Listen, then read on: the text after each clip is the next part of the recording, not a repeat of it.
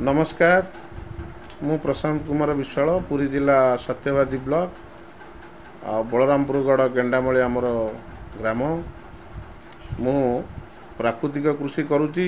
ए प्राकृतिक कृषि समस्त करने अनुरोध करुच्ची। ये जो प्राकृतिक कृषि रे आमर जो रही कौन ना कौन कौन दादू दरकार ना प्रथम हूँ बीजामृत बीजामृत प्रथम द्वितीय हूँ जीवामृत तृतीय होउछि आच्छादन एवं चतुर्थ हूँ वाष्पा।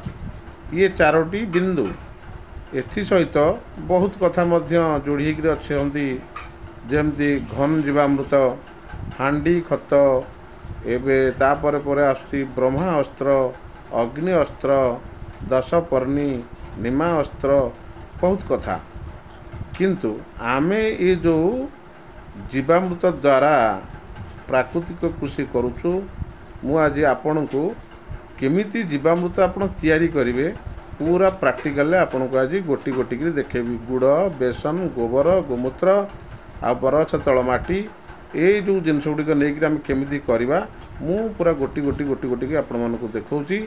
आपण माने देखंतु जीवामृत तैयारी केमिति करा जाए।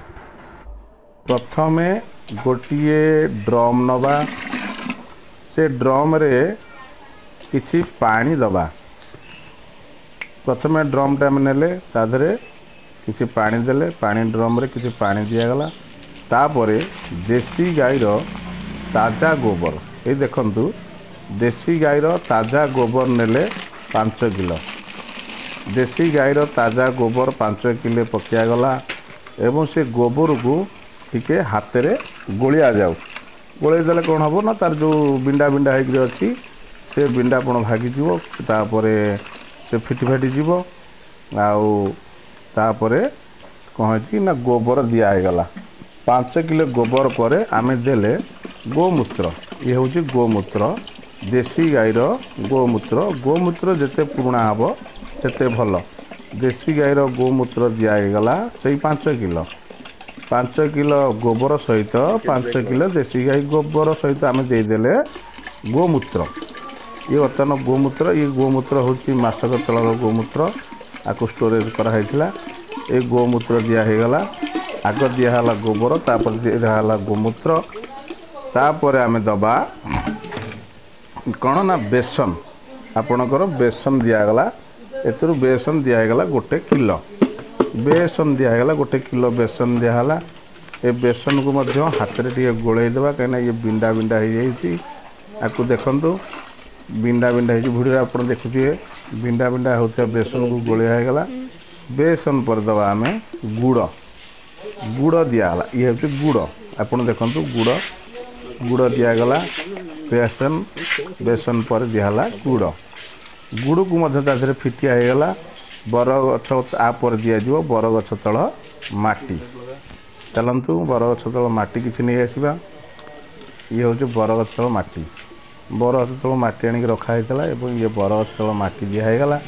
बरगछ तल माटी देगला आपको बर्तमान कौन करवा ना गोटे दंडा साहाଯ୍य हो अथवा हाथ में हो भले कि गोलई देवा तार बिंडा फिटई देवा और सब फेंटी फेंटी होपर आदि जो सामग्री थिला गोबर गोमूत्र बेसन गुड़ एवं बरगछ तल माटी ये 5टी एक द्रव्य दिगला आपको कौन करिया ना दंडा साहाଯ୍य भल कि घाटी दबा गोटे बाड़ी साहाଯ୍य आपको एमती क्लॉक वाइज घाटिबा एवं घाटी सारापर छाई जगह रखा एवं आ उपरे गोटे सूता कपड़ा घोड़े देवा ना झोट अखा घोड़े देवा। आई है जीवामृत बनवा। ये जीवामृत बनया होगला। ये जीवामृत को आमे सकाळ एवं संध्यारे क्लॉक वाइज दिन को 2 थर भल भाव में घाटिबा। क्लॉक वाइज गोटी पुटिया घाटिबा सकाळ एवं संध्या बेले छाई जगह को रखिदे एमती 4 दिन आम घाटिबा। 4 दिन रु 5 दिन भितर ये जीवामृत पूरा फिट होगला। ये जीवामृत को आमे कौन करवा ना बिलरे केमिति फोपाड़िबा ना को पानी नाली साहाଯ୍य फोपाड़ी पारिबा ना नहीं आम स्प्रे करिपरिबा एवं ये जीवामृत बिलरे पड़िले बहुत उपकार आसो बहुत भल काम करिवो ତେଣୁ ଏ ଜୀବାମୃତ ପଡ଼ିଲେ କ'ଣ ହେବ ନା ଜିଆ ହେବେ, ବିଲରେ ଜିଆ ହେବେ ଏବଂ ଉପକାରୀ କୀଟ ମଧ୍ୟ ହେବେ ଏବଂ ଆମ ମାଟି ଉର୍ବରତା ବଢ଼ିବ। ଏଥିସହିତ ଆମର ଯେଉଁ ୱାଟର ଲେବୁଲ୍ କମିଯାଉଛି ବା ପାଣିର ଲେବୁଲ୍ଟା କମିଯାଉଛି ତାହା ମଧ୍ୟ ଠିକ୍ଠାକ୍ ରହିବ। ତେଣୁ ଆମେ ସମସ୍ତେ ଭଲରେ ରହିବା ଏବଂ ସଂସାର ସୁଖୀ ହେବ। ତେଣୁ ଏତିକି କହୁଛି ଏବଂ ମୁଁ ପୁଣି ଭେଟ ହେବା ଆସନ୍ତା ଭିଡ଼ିଓରେ ଏବଂ ସେଥିରେ ବୀଜାମୃତ କେମିତି କରାଯାଏ ସେ ବାବଦରେ ଭିଡ଼ିଓଟି ହେବ। ଜୟ ଜଗନ୍ନାଥ।